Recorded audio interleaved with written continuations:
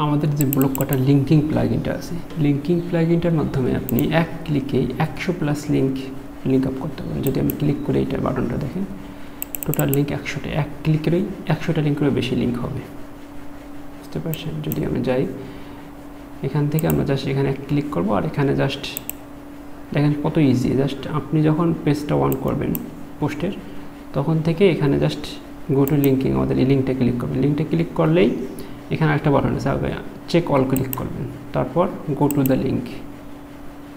আবার যদি এটা ক্লিক করে তারপরে এখানে নিয়ে আসবে। চেক অল যদি ভুল করে ক্লিক না করে লিঙ্ক ক্লিক আপ করে ফেলেন, তাহলে এই বাটনটা ক্লিক করলে আপনাকে ওখানে নিয়ে পাঠিয়ে দেবে।